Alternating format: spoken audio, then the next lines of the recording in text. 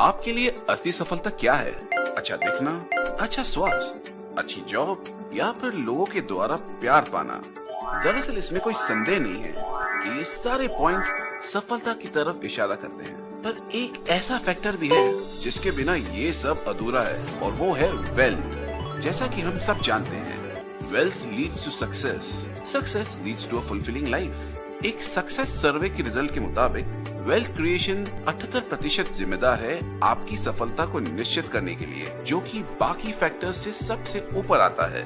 लेकिन सफलता पाने के लिए हमें मेहनत के साथ साथ एक पावरफुल प्लान की उतनी ही आवश्यकता होती है जैसे जीने के लिए ऑक्सीजन, क्योंकि वही हमारी मदद कर सकता है वेल्थ क्रिएशन के मुकाम को हासिल करने में। आमतौर पर हर आदमी के पास दो तरीके होते हैं अपने इनकम को बढ़ाने के लिए। पहला होता है लिनियर इनकम और दूसरा होता है रेसिडुअल इनकम। लिनियर इनकम में एक सामान्य आदमी पैसे हर घंटे काम करने के हिसाब से कमाता है, यानी कि वो जितने घंटे काम करेगा उसी के हिसाब से उसकी इनकम बढ़ती रहेगी। लिनियर इनकम हासिल करने के लिए हर इंसान को बहुत ज्यादा समय और धीरज की आवश्यकता होती है, और कठिन परिश्रम के बाद उसे काफी कम इनकम प्राप्त होती है। वहीं दूसरी तरफ रेसिडुअल इनकम किसी कठिन कार्य से पाई गई किसी पेचेक की तरह नहीं होती, और न ही इसमें आपको लिनियर इनकम की तरह अपने काम की शुरुआत हर हफ्ते या हर महीने शुरू से करनी होती है।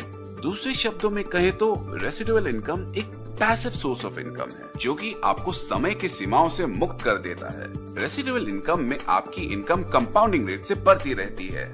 आज आप जो काम कर रहे हैं और आपने जो काम कर लिया है, उसका प्रभाव आपकी मौजूदा इनकम पर लगातार बढ़ती रहती है। जो काम आपने पिछले सप्ताह किया था, उसकी इनकम आपको इस सप्ताह भी मिलती रहती है, और इस तरह जो काम आपने 2 सप्ताह पहले किया या 3 सप्ताह पहले, उसकी भी इनकम आपको अभी की इनकम के साथ जुड़कर मिलती रहती है। कहने का मतलब ये है कि आपने एक्टिव वर्क तो काफी पहले खत्म कर लिया होगा, फिर भी उसकी वजह से आपकी इनकम लगातार बढ़ती रहेगी। रेसिडुअल इनकम की शुरुआत फ्रेंचाइज बिजनेस से हुई। उदाहरण के तौर पर आप मैकडॉनल्ड्स को ही ले लीजिए। मिस्टर रे क्रॉक, जिन्हें फादर ऑफ फ्रेंचाइजिंग कॉन्सेप्ट के नाम से जाना जाता है, उन्होंने 1955 में मैकडॉनल्ड्स की स्थापना करके फ्रेंचाइजिंग मॉडल का एक नया तरीका निकाला, और मैकडॉनल्ड्स को अपने सफल फ्रेंचाइजिंग मॉडल के कॉन्सेप्ट से एक सक्सेसफुल मल्टीनेशनल कंपनी बना दिया। आज पूरे विश्व में 36,000 से ज्यादा मैकडॉनल्ड की फ्रेंचाइज है। लेकिन क्या मैकडॉनल्ड की फ्रेंचाइज अपनी खुद की फ्रेंचाइज ओपन कर सकती है? जवाब है नहीं। तो क्या इससे अच्छा कोई और मॉडल है जो वेल्थ क्रिएट करने में हमारी मदद कर सके? जी हाँ, और वो मॉडल है डायरेक्ट सेलिंग का। डायरेक्ट सेलिंग के फ्रेंचाइजिंग मॉडल को लोगों ने अंतर्राष्ट्रीय स्तर पर अपनाया है, लेकिन डायरेक्ट सेलिंग के बारे में अधिक जानकारी पाने से पहले हमें ट्रेडिशनल मार्केटिंग को समझ लेना उचित होगा। ट्रेडिशनल मार्केटिंग, जैसा नाम वैसा काम। ट्रेडिशनल मतलब age old concept. Traditional market में मैन्युफैक्चरर डायरेक्टली कंज्यूमर्स तक नहीं पहुंच पाता।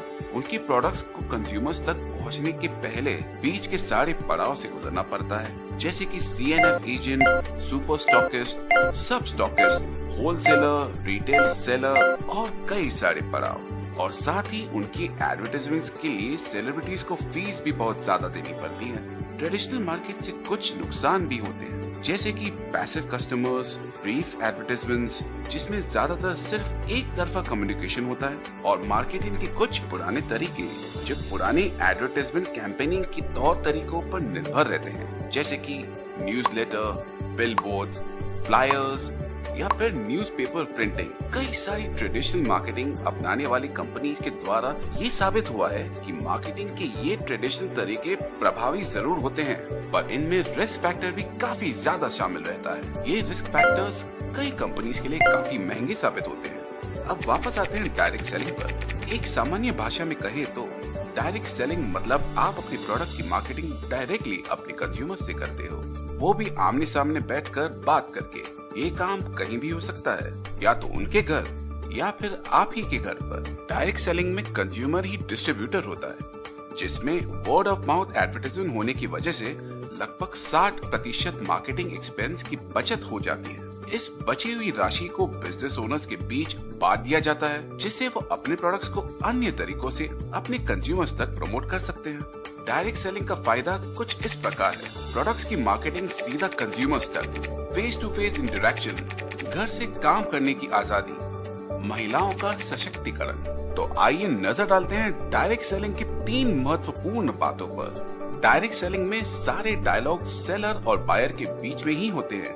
10 से 30 मिनट तक प्रोडक्ट ट्रेनिंग सेशन होता है और सेलर खुद ही कंज्यूमर होता है।